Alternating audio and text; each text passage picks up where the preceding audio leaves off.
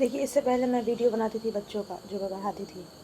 आज मैं वीडियो बना रही हूँ जो मैं खुद पढ़ती हूँ, बीएड का। और ये मेरा फर्स्ट वीडियो है बीएड का, जो मैं खुद पढ़ रही हूँ। उसे याद करने के लिए ही मैं वीडियो बना रही हूँ, ताकि मुझे अच्छे से समझ में आ जाए। और जैसे कि हम पढ़ते हैं, ये आज मेरा पहली बार मैं बुक लेके पढ़ना है। क्लास तो वैसे मैं करती नहीं, आज मैं पहली बार बुक लेके पढ़ना स्टार्ट की हूँ। तो पहला हर जगह इस बुक में मुझे अधिगम अधिगम देखने को मिला। अधिगम जो टिपिकल हिंदी है, वो तो मुझे थोड़ा भी समझ में नहीं आता है। मुझे हिंदी पढ़ने में ही समझ में नहीं आता। जैसे हम साइंस से पढ़ते थ्योरी, और आते हैं बहुत सारे साइंटिस्ट आते हैं और कुछ ना कुछ बोल करके चले जाते हैं, उसी तरह इसमें भी है।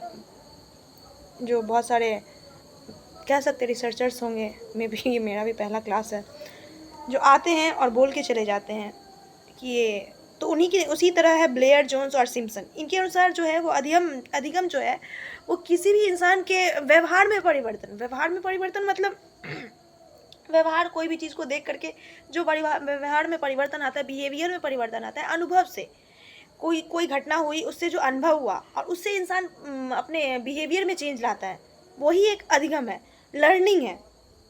ठीक है। ये हमारे ब्लेयर, जोन्स और सिम्पसन के अनुसार है। ये हमको नहीं पता कौन है, इतना हम नहीं जानते हैं। दूसरे पे आते हैं। दूसरे हैं हमारे गेट्स, जो भी होगा आगे पढ़ेंगे इनका नाम हम। इनका कहना है कि अधिगम जो है वो अनुभव और प्रशिक्षण। अनुभव अनुभव मतलब कोई भी चीज़ हम काम करते हैं तो उससे हमें क्या सीखने को मिलती है, वो अनुभव होता है। अनुभव वही होता है ना। हाँ। और प्रशिक्षण के द्वारा व्यवहार में परिवर्तन लाना ही अधिगम। अधिगम का मतलब टिपिकल बोले तो लर्निंग, इंग्लिश में हम बोल सकते हैं उसको लर्निंग, सीखना। अधिगम का मतलब सीखना।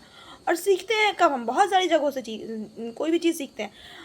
हम तो मोस्टली बोलते हैं कि हम अपने एनवायरनमेंट से भी बहुत सारी चीज़ें सीखते हैं। अगल बगल जो भी चीज़ है हमारी, सबसे हमें कुछ ना कुछ सीखने को मिलती है।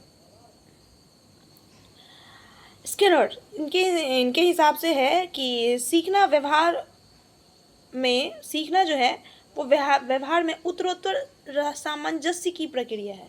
तो इसके बारे में एक्सप्लेन तो आगे होगा, क्लास तो मैं करती नहीं हूँ कि वहाँ पे एक्सप्लेनेशन समझती हूँ मैं। नेक्स्ट है वुडवर्थ। अलग अलग है और एक ही चीज़ को डिफाइन करके चले गए हैं। वुडवर्थ के अनुसार है नवीन ज्ञान और नवीन प्रतिक्रिया। नवीन मतलब न्यू ज्ञान, जो प्रतिक्रियाओं को प्राप्त करने की प्रक्रिया सीखने की प्रक्रिया है। ये तो सीखने की प्रक्रिया होगी, नॉट लर्निंग। और भी हैं बहुत सारे हमारे क्रो हैं। इनका कहना है कि अधिगम आदत और ज्ञान, अधिगम आदतों, ज्ञान एवं अभिवृत्तियों का अर्जन है।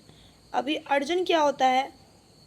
अर्जन करना मतलब कुछ गेन करना।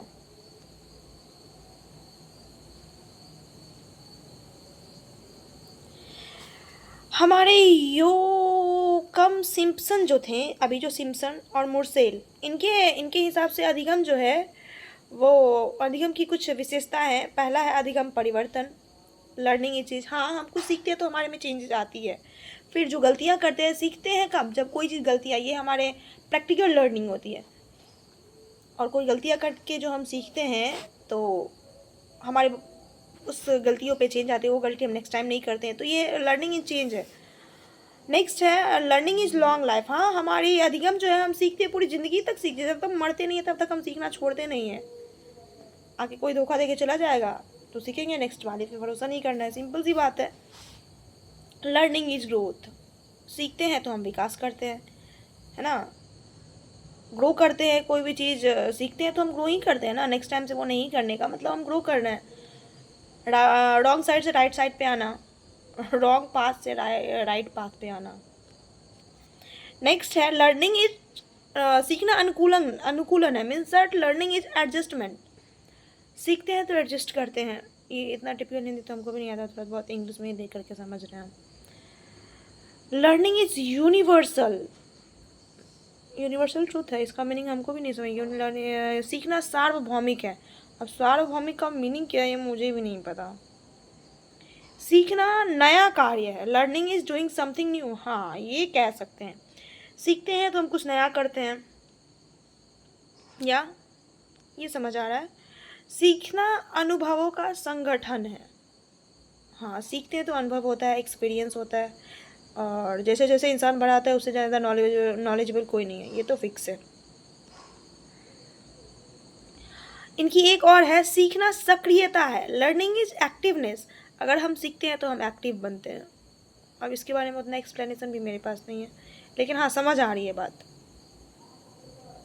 सीखना व्यक्तिगत व सामाजिक दोनों है, बोथ इंडिविजुअल एंड सोशल, इसका क्या है एक्सप्लेनेशन, ये तो इतना साइंस मैथ के कौन जानता है।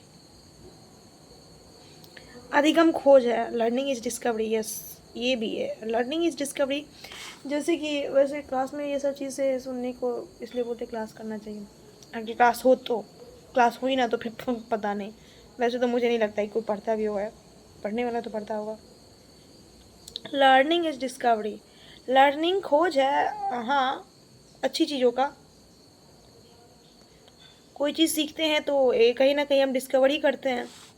नेक्स्ट है, learning is a product of environment, I don't know क्या है।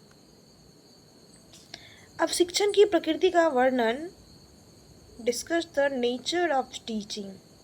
वैसे तो I am also a teacher, पर इतना टिपिकल, मैं तो किताबी नॉलेज के अलावा मुझे कुछ आता ही नहीं। यस।